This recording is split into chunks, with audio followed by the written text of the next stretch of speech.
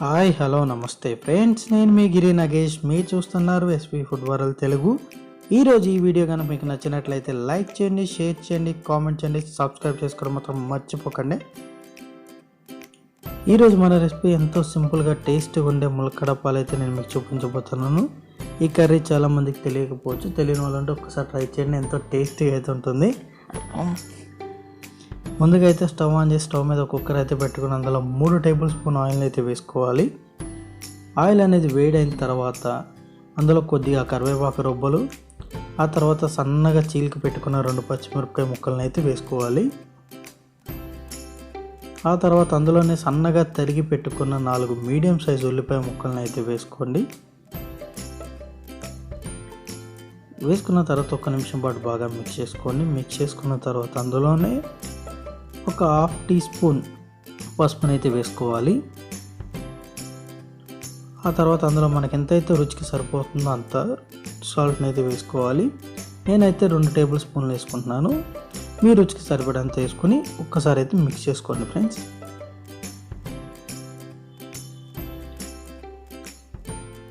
ఇలా మిక్స్ చేసుకున్న తర్వాత ఒక 2 నిమిషాల పాటు బాగా మిక్స్ చేసుకున్న లైట్ గోల్డెన్ కలర్లోకి అయితే రావడం జరుగుతుంది.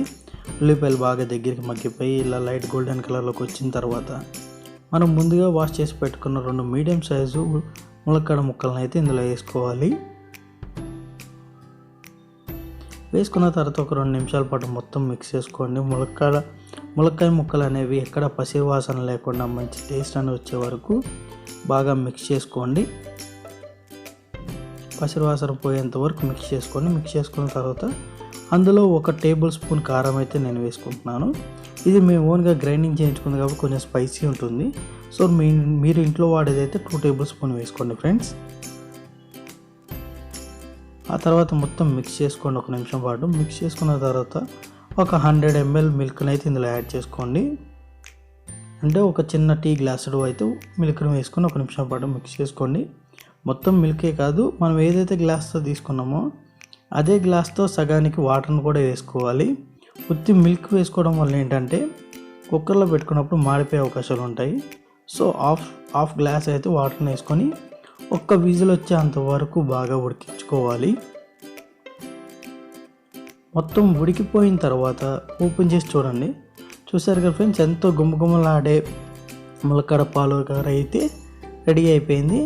అచ్చం ఎగ్గు కర్రీ లాగా ఉంది కదా. ఇప్పుడు మళ్ళీ 1 నిమిషం పాటు స్టవ్ ఆన్ చేసి హై ఫ్లేమ్లో పెట్టుకుని అయితే బాగా దగ్గరికి వచ్చే వరకు ఉడికించుకోవాలి. ఇలా గ్రేవీ అంతా దగ్గరికి వచ్చిన తర్వాత స్టవ్ అయితే ఆఫ్ చేసేసుకోండి ఫ్రెండ్స్. అంతే, ఎంతో సింపుల్గా టేస్టీగా ఉన్న ములక్కడ పాలు అయితే రెడీ అయిపోయింది.